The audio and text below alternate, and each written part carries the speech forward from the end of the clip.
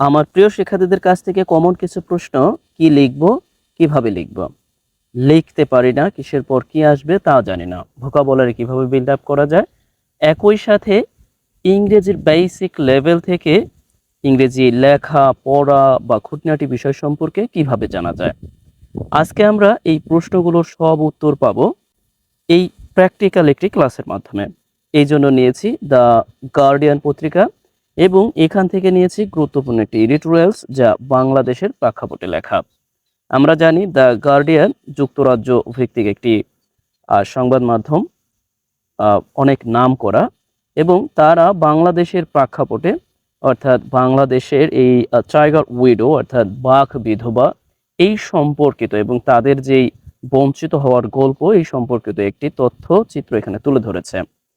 ব্যাপারটা হলো, আমরা এখান থেকে গুরুত্বপূর্ণ কিছু বাক্য পুঙ্খানুপুঙ্খ রূপে আলোচনা করব এবং একই সাথে অনুরূপ কিছু বাক্য আমরাও তৈরি করব।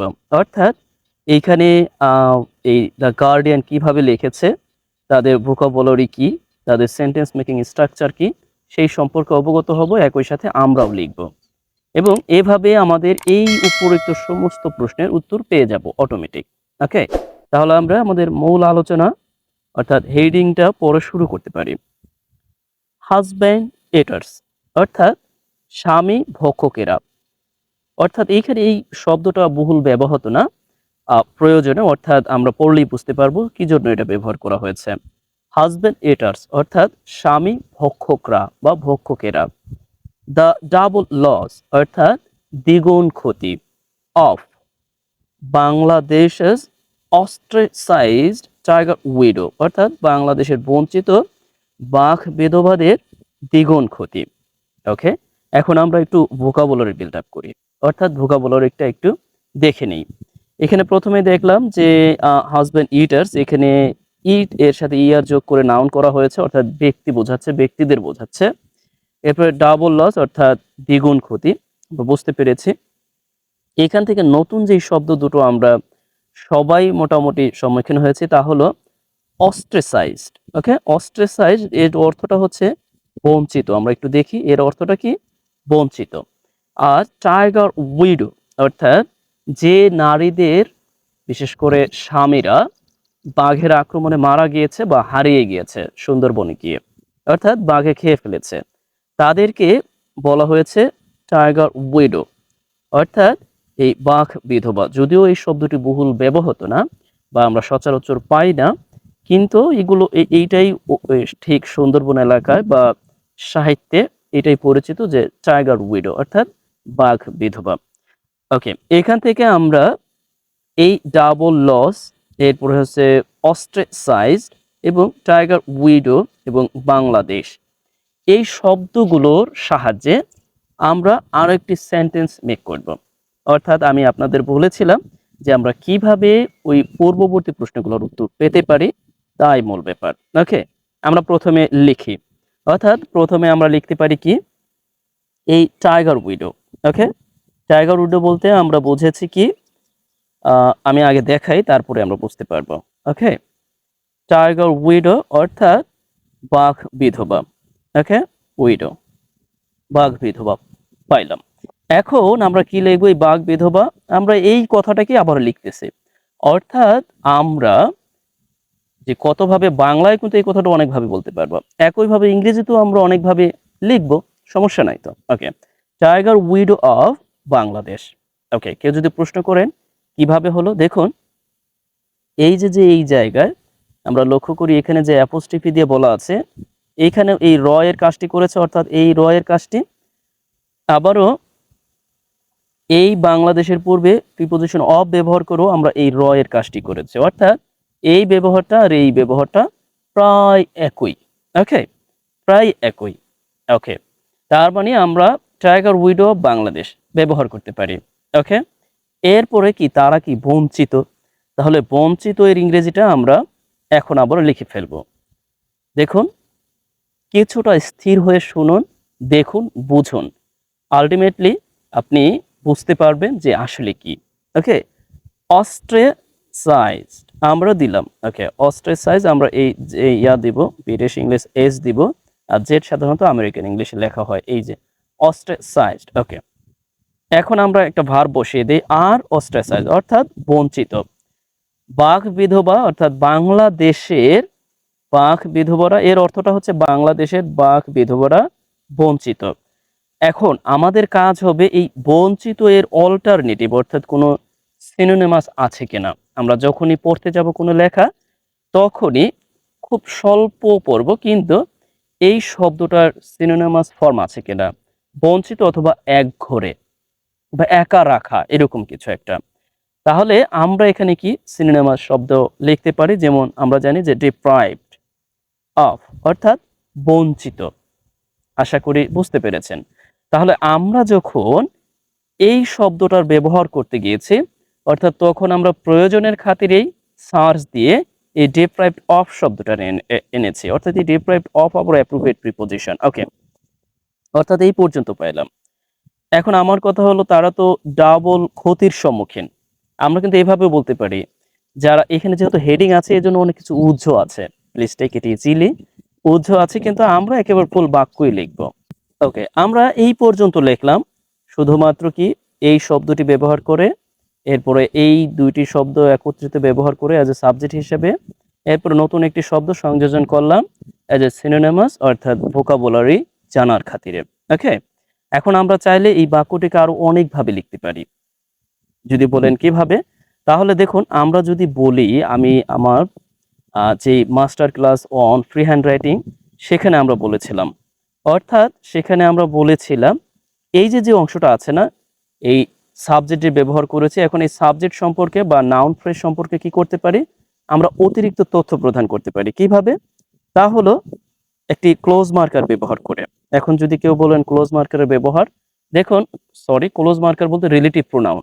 এখন এই রিলেটিভ প্রোনাউনের একেবারে পুঙ্খানুপুঙ্খে ব্যবহার নিয়ে আমার একটি ক্লাস আছে, দেখে নিতে পারেন। অর্থাৎ এই যে যে সাবজেক্ট অর্থাৎ এই যে যে নাউন ফ্রেজ আছে বা সাবজেক্টটা আছে, এই সাবজেক্ট সম্পর্কে অতিরিক্ত তথ্য আমরা এইভাবে দিতে পারি, হু আর।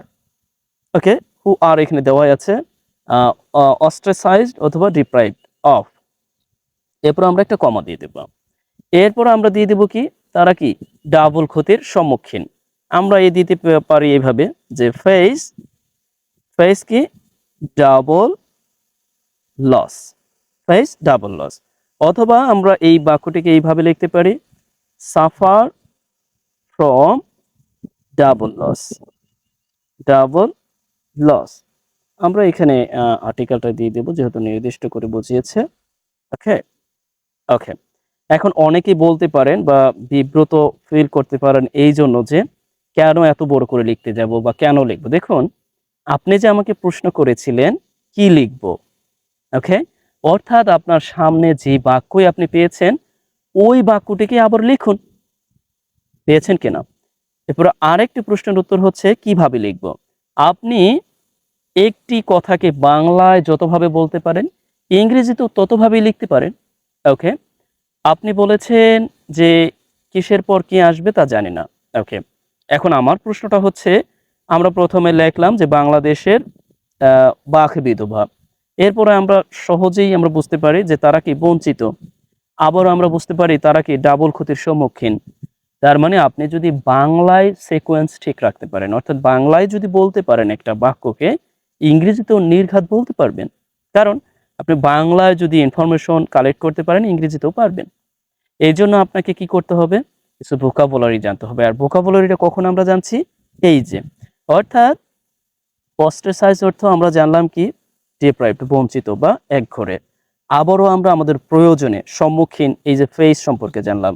আবারও আমরা দেখলাম যে সাফার ফ্রম ভুগতেছে, কোথায়, ডাবল অর্থাৎ ডাবল ক্ষতিতে ভুগতেছে বা ভুগে। তার মানে হচ্ছে আপনার প্রয়োজনের খাতিরে আপনাকে সার্চ দিয়ে খুঁজে বের করতে হবে যে এইগুলোর প্রতিশব্দ কি হতে পারে। সার্চ দিলেই গুগলে আপনি অহরহ পেয়ে যাবেন। এখন প্রশ্নটা হচ্ছে এইভাবে পড়লে আপনার লাভ কি, বা এইভাবে জানলে আপনার লাভ কি। দেখুন, আপনি 1 দিন 2 দিন 3 দিন লিখবেন, পরে এমনিতেই আপনি যখন কিছু লিখতে যাবেন আর বাংলায় সেই সম্পর্কে যদি ইনফরমেশন জানা থাকে, এমনিতেই আপনার মধ্যে লেখার একটা ভার্ব তৈরি হয়ে যাবে। এবং আপনি তখনই বুঝতে পারবেন যে আপনার মধ্যে চেঞ্জ চলে এসেছে, অর্থাৎ আপনি লিখতে পারতেছেন।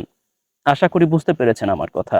ওকে, এরপরে আমরা দেখি এখানে বলা আছে যে দেয়ার স্পাউস, অর্থাৎ তাদের স্বামীদের হারানোর যেই মানসিক বেদনার পর ব্রেড উইনার, অর্থাৎ এই যে যারা মানে কি বলে, বিশেষ করে খাবার যোগান দেয় আর কি ফ্যামিলিতে, and to the Sundarbans great Predator, অর্থাৎ সুন্দরবনের যেই গ্রেট মহান যে শিকারী আছে, অর্থাৎ বাঘকে বোঝানো হয়েছে এখানে। এই গ্রেট প্রেডেটর যারা আছে এদের কাছে তাদের স্বামীদের হারানোর পর যে মানসিক যন্ত্রণা, অর্থাৎ the women are cast by, অর্থাৎ এই যে মহিলারা আছে এদেরকে কাস্ট আউট, অর্থাৎ পরিত্যাগ করা হয়, বা এদেরকে কি করা হয়, অনেকটা মানে অস্বীকার বা সমাজ থেকে বঞ্চিত করা হয়।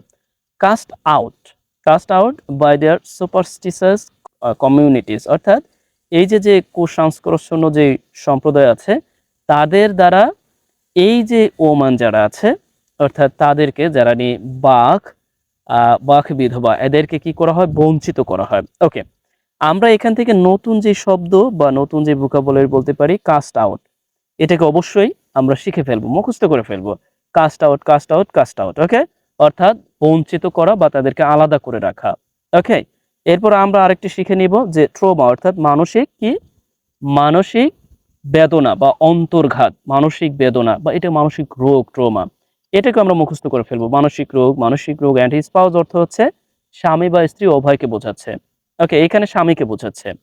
এরপরে ব্রেড ওয়েনার, অর্থাৎ যারা নিয়ে রুটি রুজির যোগান দেয়, অর্থাৎ এই স্বামীর যে রুটি রুটির যোগান দিত স্বামী এবং রুটি রুটির যোগানদার যারা আছে তাদেরকে এই প্রেডেটরের কাছে, অর্থাৎ এই সুন্দরবন গ্রেট প্রেডেটর, অর্থাৎ মহান যে প্রেডেটর শিকারী বা হান্টার আমরা বলতে পারি।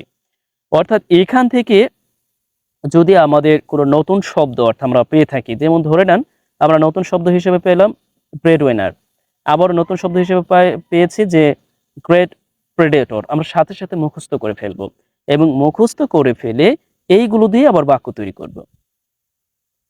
হতে পারে এই বাক্য না হয় বা অন্য কোনো বাক্য তৈরি করব, মানে আমাদের মূল টার্গেট থাকবে একই সাথে ভোকাবুলারি বিট শিখবো, একই সাথে লেখা শিখবো, একই সাথে রিডিং শিখবো, এবং সাথে অন্যান্য যে ব্যাপারগুলো আছে আপনি প্রতিদিন মানে ইংরেজি ব্যবহার করতে থাকলে স্পেলিং হবে, প্রোনাউন্সিয়েশন হবে, সবকিছু একভাবে চলতে থাকবে।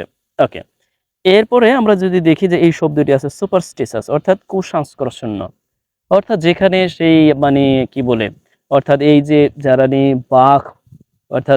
বাঘ বিধবা এদেরকে আলাদা করে রাখা হয়, এদের বলা হয় যে হাজবেন্ড ইটার্স, অর্থাৎ স্বামীদের খেয়ে ফেলেছে, মানে তাদেরকে দায় দেওয়া হয়। স্বামীদের খেয়ে ফেলেছে কারা? স্বামীদের খেয়ে ফেলেছে কিন্তু বাঘেরা। কিন্তু একটা সমাজ, অর্থাৎ যে সমাজে ওই বাঘ বিধবরা ছিল এদেরকে বলা হচ্ছে স্বামীদের নাকি এরাই খেয়ে ফেলেছে। ওকে, এরপরে আমরা আরেকটি শব্দের সাথে পরিচিত হলাম, কাস্ট আউট। এই কাস্ট এখানে কিন্তু প্যাসিভ ফর্মে লেখা আছে, এরপরও কাস্ট সবসময় এই একই ফর্ম থাকে। ওকে, প্যাসিভ ফর্মেও একই, প্রেজেন্ট ফর্মেও একই, আবারও পাস্ট পার্টিসিপল ফর্মও একই। ওকে ওকে, যাই হোক, আমরা এটা দিয়ে শব্দ তৈরি এই মুহূর্তে সেন্টেন্স তৈরি করছি না, আমরা একটু নিচের দিকে যাই, গিয়ে অন্য একটা ব্যাপারে অন্য একটি সেন্টেন্স নিয়ে আলোচনা করি, ওইটা নিয়ে একটু পরে আসতেছি। এরপরে but they are coming together to rebuild their life. Okay, এইটা নিয়ে আমরা আলোচনা করব। কিন্তু তারা কামিং টুগেদার, দেখুন কাম এর অর্থটা হচ্ছে আসা, আর কাম টুগেদার অর্থ হচ্ছে কাছে আসা বা একত্রিত হওয়া। ওকে, অ্যান্ড টু বিল্ড ইনফিনিটিভ আছে গঠন করতে বা তৈরি করতে, দেয়ার লাইভস অর্থাৎ তাদের জীবন। এখন আমার প্রশ্নটা হলো, এই বাক্যটা কিন্তু দ্য গার্ডিয়ান থেকে নেওয়া। এখন এই অনুরূপ বাক্য আমরা আবার তৈরি করব, এখানে যা যা আছে এই কামিং টুগেদার দিয়ে আমরা একটি বাক্য তৈরি করব, এই রিবিল্ড দিয়ে অথবা দেয়ার লাইভস দিয়ে। এখানে এই লাইভস বলতে বোঝাচ্ছে কি, এই লাইভস অর্থ এই লাইফ এর, অর্থাৎ এই যে লাইফ আছে লাইফ এর প্লুরাল ফর্ম হচ্ছে এই লাইভস। ওকে, আশা করি বুঝতে পেরেছেন। ওকে, আমরা একইভাবে অর্থাৎ এই শব্দগুলো দিয়ে আমরা কি করব, একটি তৈরি করব, অর্থাৎ এই শব্দটি দিয়ে আবারও এই শব্দটি দিয়ে এই শব্দটি দিয়ে আমরা একটি বাক্য তৈরি করতে পারি। আবারও না চাইলে আমরা শুধুমাত্র এই কামিং শব্দটি দিও, কারণ আমাদের এটা মনে রাখতে হবে, মনে রাখার জন্যই মূলত আমরা এটাকে ব্যবহার করব। ওকে, অর্থাৎ but they are coming together, অর্থাৎ তারা একত্রিত হচ্ছে। এই দে বলতে কারা? এই দে বলতে ওই টাইগার উইডোরা, রাইট? অর্থাৎ বিধবারা। আমরা এখানে জাস্ট একটু পূর্ণাঙ্গ সেন্টেন্সটা লিখি যে টাইগার টাইগার উইডো, জাস্ট আমরা আমাদের পুনরায় ব্যবহারের জন্য আমরা এটা করছি। ওকে, টাইগার উইডো যারা কি নিগৃহীত হয়। আমরা কিন্তু এইভাবে বলতে পারি যারা নিগৃহীত হচ্ছে, বা যারা কি আমরা এইভাবে বলতে পারি নিগৃহীত হয়। অ্যান্ড হু আর, মানে আমাদের লেখাকে চর্চার জন্য আমরা আবার এই টাইগার উইডো সম্পর্কে কি করব, অতিরিক্ত তথ্য দিব। হু আর ইগনোর, অর্থাৎ যাদেরকে কি অবজ্ঞা করা হয়। কোথায়? তাদের সেই মানে ইন দেয়ার সোসাইটিতে, ইন দেয়ার কি সোসাইটি, অথবা তাদের যে কমিউনিটি আছে, ওকে, তাদের সোসাইটিতে।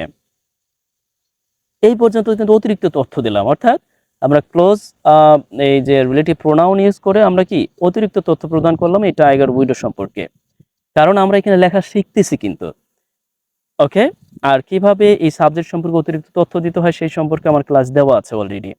আশা করি যদি এখানে না বুঝে নতুন হয়ে থাকে সেই ভিডিওগুলো দেখে নেবেন।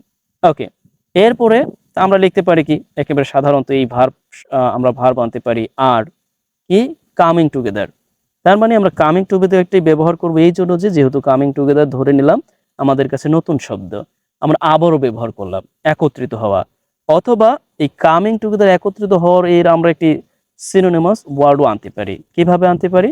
তা হলো গেদার, অর্থাৎ একত্রিত হচ্ছে। তাহলে আমরা কি লিখতে পারি যে, তাহলে আমরা লিখতে পারি যে এইভাবে, যদি আমরা কামিং টুগেদার না দিই, ধরে নেন, তাহলে আমরা লিখতে পারি যে দে আর, অর্থাৎ তারা কি একত্রিত হচ্ছে। তাহলে আমরা বলতে পারি এইভাবে যে দে আর গোয়িং টু, তারা একত্রিত হতে যাচ্ছে। দে আর গোয়িং টু গেদার, তারা একত্রিত হতে যাচ্ছে। বা এটাও দেওয়া যেতে পারে, আমরা এটাও দিতে পারি দে আর গোয়িং টু, এইভাবে they are going to get together, অর্থাৎ একত্রিত হচ্ছে। ওকে, অর্থাৎ ওই কামিং টুগেদারের ব্যাপারটা কতভাবে লেখা যায়। ওকে, আমরা আবার লিখি যে কামিং টুগেদার, অর্থাৎ একত্রিত হচ্ছে কি করতে, তাদের জীবন গড়তে। তাহলে আমরা লিখতে পারি যে এই রিবিল্ড, আমরা জানি যে পুনরায় গড়তে, রাইট? রিবিল্ড মানে কি পুনরায় গড়তে। তাহলে আমরা কি করতে পারি, রিবিল্ডের ব্যবহারটা আবার করতে পারি, রিবিল্ড দেয়ার লাইফ। ওকে, এখন কথাটা হলো আমরা এইখানে যা আছে তাই আবার লিখলাম। এখন এর মানেটা হচ্ছে আপনি এই সেন্টেন্সের প্রতিটা শব্দ সম্পর্কে সুস্পষ্ট একটা ধারণা পেলেন এবং আপনিও ব্যবহার করলেন। এতে করে কি হলো, আপনার মনের মধ্যে থেকে যাবে।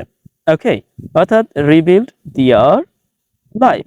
অযথা দিনভর পড়ে পড়ে আসলে আলটিমেটলি কাজে দিবে না যতক্ষণ পর্যন্ত না আপনি প্র্যাকটিক্যালি নিজে কিছু করছেন।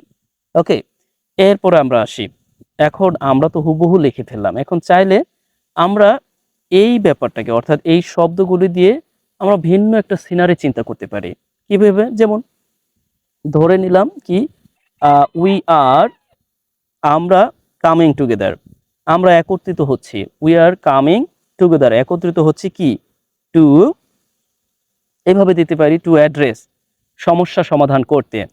অ্যান্ড ডিফারেন্ট ডিফারেন্ট লুপহোলস, অর্থাৎ যেই ইয়াগুলো আছে, ভুল ভ্রান্তিগুলো আছে, to different loopholes in the working place, বা কাজ। মানে আমি জাস্ট এমনি লিখছি, এই জন্য যে লিখছি যেন আমরা লিখতে পারি। দেখুন, অর্থাৎ আমরা যে নতুন আরেকটি বাক্য তৈরি করলাম ভিন্ন একটা সিনারিওতে, অর্থাৎ ব্যবহার করলাম কি এই কামিং টুগেদার।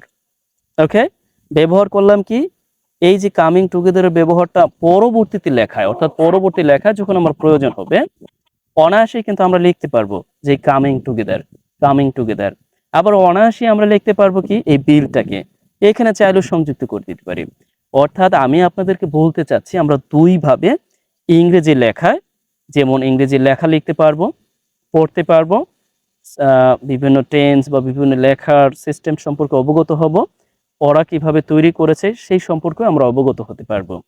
এই হচ্ছে আমি বলেছিলাম যে আমরা এইভাবেই আমাদের এই প্রশ্নগুলোর উত্তর আমরা পাবো। আশা করি এখনো পেয়েছেন। আর যদি কেউ বলেন যে সিকোয়েন্স কিসের পর কি লিখবো তা জানি না, তাহলে আমি বলবো যে আপনি এখানকার যে বাক্যগুলো আছে এই বাক্যগুলোই দেখেন বারবার যে ওরা কোন বিষয়ের পর কোন বিষয়টাকে এনেছে। এখন যদি এমন হয় যে আপনি পার্টস অফ স্পিচ সম্পর্কে অবগত নন বা জানেন না, তাহলে আমি বলবো প্লিজ আপনি আমার পূর্ববর্তী ভিডিও আছে, সেখানে দয়া করে সেই ভিডিওগুলো দেখে নিতে পারেন। তাহলেও বুঝতে পারবেন যে পার্টস অফ স্পিচ বা কোন ব্যাপারগুলো। ওকে, এখন আমরা একটু তড়িৎ গতিতে আমাদের ইয়াটা পড়ে নিতে পারি এই ব্যাপারটা। নোবডি সো এক্স্যাক্টলি, অর্থাৎ কেউ দেখেনি এক্স্যাক্টলি প্রকৃতপক্ষে হোয়াট হ্যাপেন্ড, কি ঘটেছিল ইন দ্য মিনিটস, অর্থাৎ সেই সময়ের সেই সময়ে লিডিং আপ টু আজিজ, অর্থাৎ আজিজের মৃত্যুর কিছু আগে কি ঘটেছিল কেউ তা দেখেনি। আমরা একটু তড়িৎ গতিতে যাচ্ছি এখানে, যেহেতু আমরা পূর্বে পুঙ্খানুপুঙ্খরূপে আলোচনা করেছি। ওকে, বাট কিন্তু when his friends got back, ওকে, এখানে একটা ব্যাপার দেখুন তো, এখানে আমরা কি করতে পারি, এটাকে নোট ডাউন করতে পারি। গট ব্যাক মানে কি? গট ব্যাক মানে হচ্ছে ফিরে আসা। গট ব্যাক মানে কি? ফিরে আসা। আবার আমরা বলতে পারি কি গট হোম, অর্থাৎ বাড়িতে ফিরে আসা।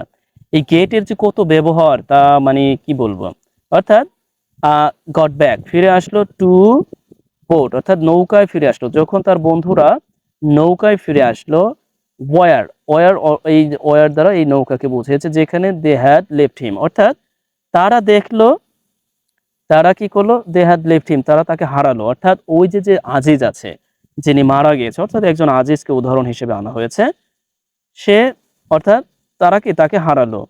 দে ফাউন্ড, তারা দেখলো হিজ সেভার্ড হ্যান্ড, অর্থাৎ তার বিচ্ছিন্ন হাত। সেভার্ড, আমরা আবার এই শব্দটিকেও আমরা কি নোট ডাউন করতে পারি।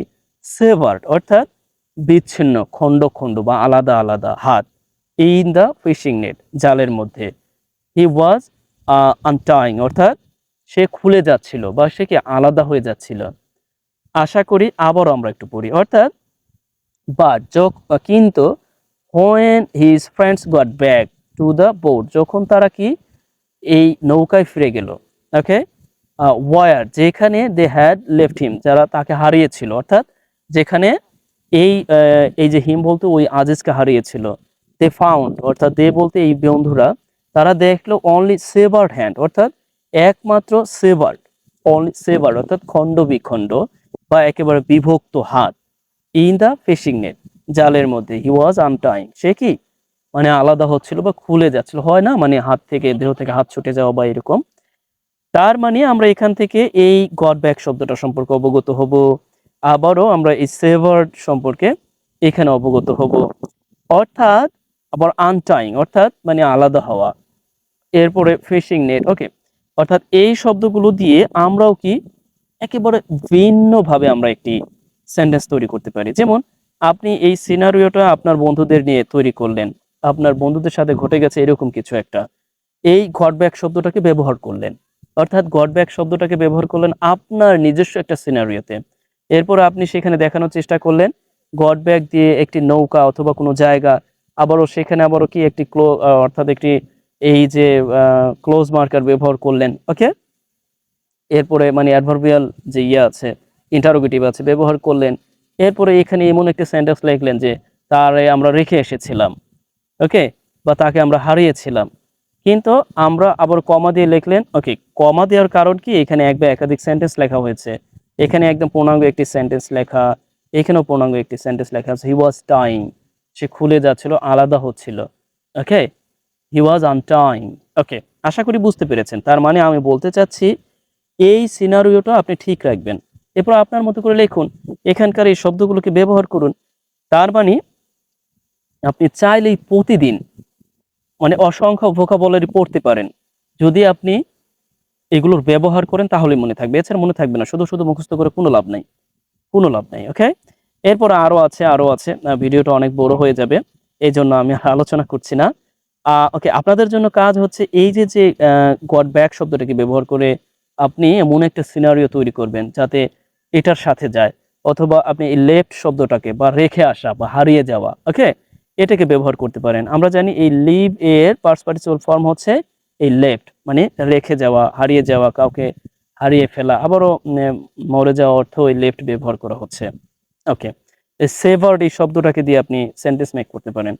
তার মানে হচ্ছে আবার আপনি এক কথা হচ্ছে আপনি এই স্ট্রাকচারটা ফলো করে সেন্টেন্স মেক করতে পারেন। অর্থাৎ আপনি এখানে ফুল ফুল বাক্য রাখবেন, তার মানে এখানে কোনো কনজাংশন নাই, কোনো কিছুই নাই, এমনি এমনি ফুল বাক্য হয়ে যাচ্ছে। আশা করি আমি কি মেসেজ দিতে চাচ্ছি আপনাকে আপনি বুঝতে পারছেন। অনেকেই আমাকে পার্সোনালি নক দিয়েছেন যে আমরা প্যারাফ্রেজিং শিখতে চাই। আজকে যে আমি ক্লাসটা নিলাম, আজকে যে আলোচনা করলাম এবং যতদূর আলোচনা যতটুকু করেছি এই সবটুকুই হচ্ছে মূলত প্যারাফ্রেজিং। অর্থাৎ এইভাবে যদি আপনি শিখতে থাকেন, আপনি ২ মাস পর নিজেকে একটা অবস্থানে দেখবেন আর সেই অবস্থানে আপনার কনফিডেন্স লেভেল থাকবে অনেক হাই। অর্থাৎ আপনি যেই কোনো টপিক, সেই টপিক সম্পর্কে যদি আপনার কম বেশি ধারণা থাকে, আপনি অনায়াসেই লিখে ফেলতে পারবেন। কারণ আপনি চাইলেই কি ব্যবহার করতে পারবেন? এই যে ট্রুমা ব্যবহার করতে পারবেন। আপনি চাইলে এই ব্রেড উইনার ব্যবহার করতে পারবেন, গ্রেট প্রিডেটর ব্যবহার করতে পারবেন, সুপারস্টিশাস ব্যবহার করতে পারবেন। এরপরে আপনি কামিং টুগেদার ব্যবহার করতে পারবেন অ্যাজ এ ভার্ব হিসেবে অ্যান্ড রিবিল্ড ব্যবহার করতে পারবেন। তার মানে আমার মেসেজটা হচ্ছে আপনি যদি নিজেই প্র্যাকটিস না করেন তাহলে এই যে যত কথাবার্তা বললাম কোনোটাই কোনো কাজে আসবে না। তার মানে আপনার যে কাজ আপনি কাজটা করবেন। আশা করি আমার ক্লাসটি বুঝতে পেরেছেন। যদি কেউ না বোঝেন বা আরো কোনো প্রশ্ন থাকে দয়া করে আমাকে সে ব্যাপারে অবগত করবেন। আজ এ পর্যন্তই। ভালো থাকুন।